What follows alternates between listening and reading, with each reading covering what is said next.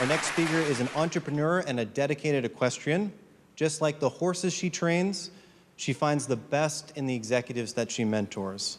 For her innovative idea to educate people with horses, she was awarded the 2011 Innovator Spirit Award presented by the National Association of Women Business Owners. Please welcome to the stage, Kathy Taylor. Thank you.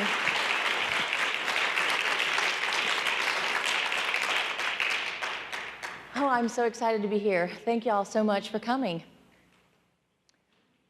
5,000 messages. That's the number of messages that market researchers estimate we're inundated with every single day. Think about it. Facebook, Pinterest, Twitter, email, LinkedIn, radio, TV, the list just goes on and on. I don't have to tell you that this is just overwhelming. And that doesn't even include the messages in our own minds. The really sad thing is, we've been conditioned to believe that the louder the message is, that the more it deserves our attention.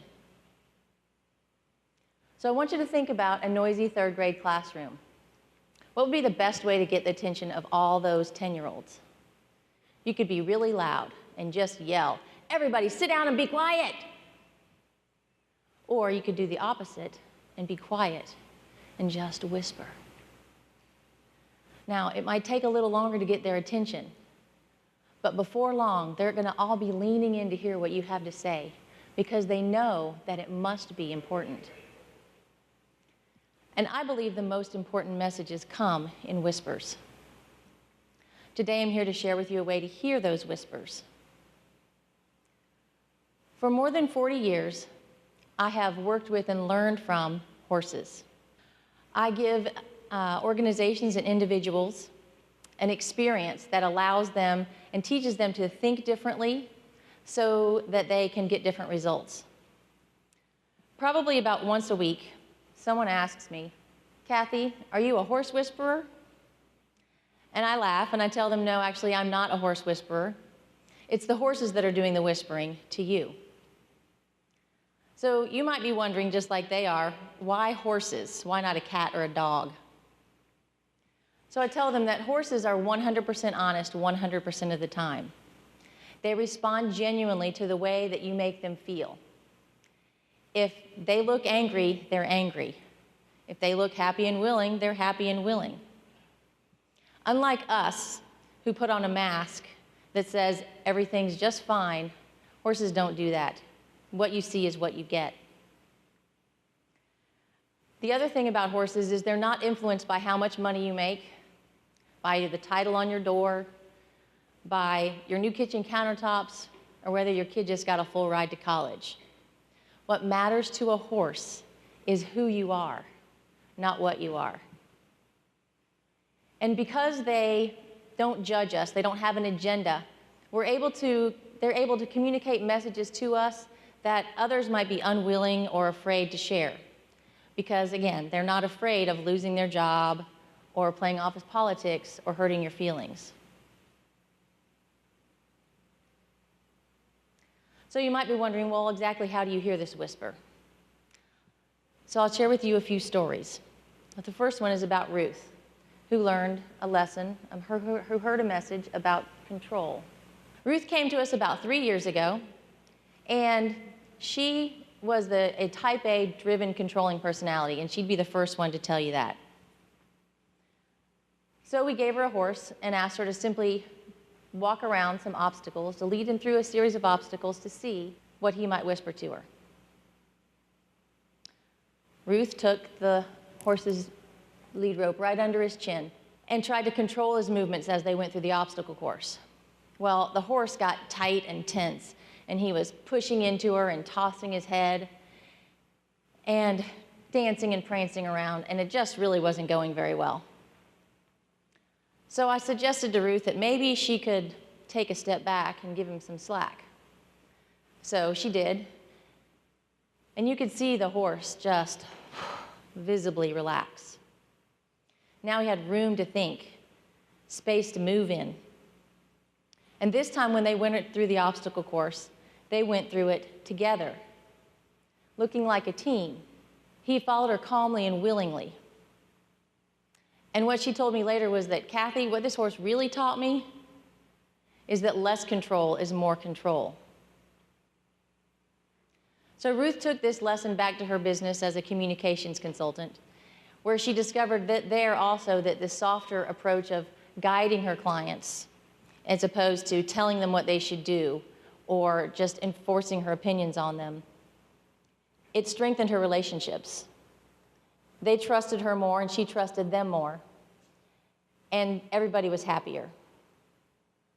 And her new results are that her business is better than ever because she heard the message in the whisper. So Michael was another client who came to us. His problem was the opposite. Where Ruth needed to loosen control on the rope, Michael needed to take the lead with a bit more authority. I asked him to very simply walk his horse around in a big circle. And things were going right. The horse was right there with him until they got about 3/4 of the way around. And just for a moment, Michael glanced in my eyes with a question, as if to ask, what should I do next? And in that very moment, the horse stopped. So I asked Michael what he thought had happened. And he considered it for a minute, and then he realized, too, that the same moment the horse stopped was the same moment that he had lost his focus and his concentration and his confidence. The message he took away from that was that if he wanted to grow himself as a leader and develop others as leaders as well, he needed to always be sure about what the next step was that he was going to take and to be able to communicate that confidence to those he was leading. And lastly, I'd like to tell you a story of a horse that whispered to me one time. This horse actually didn't even engage with me. I was just observing. So this is a picture of Ed and a horse in a round pen. And Ed's one job is to get this horse to stand still in one place for 1 minute. Didn't seem too difficult, but you can see there's grass in the round pen, and like horses do, this one was moseying over here and nibbling and moseying over there and nibbling, and really not standing in one place. Ed was getting a little frustrated.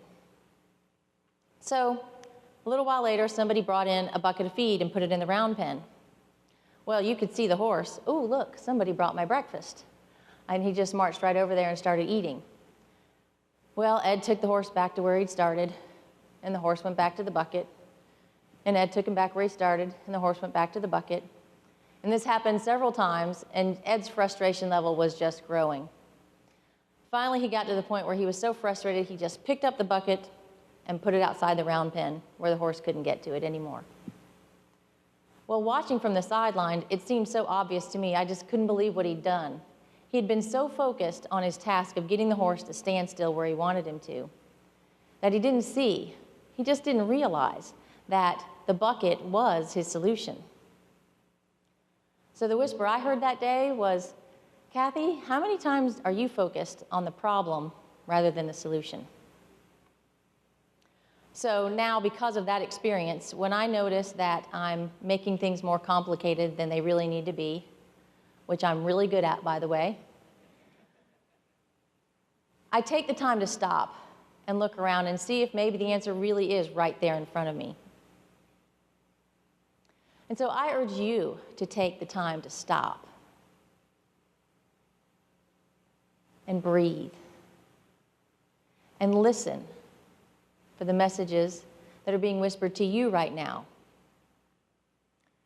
Do you need to loosen some grip of control like Ruth? Or maybe embrace your leadership potential like Michael? Or like me, just remember to focus on the right things? Now, none of these concepts are rocket science. We all know up here that we should be doing them, but we don't. When we have a lesson and experience with these horses, that lesson becomes part of us. It helps us gain clarity on who we are, on what's important for us to say, and how to say it with clarity. Because when the message is clear, it doesn't need to be loud.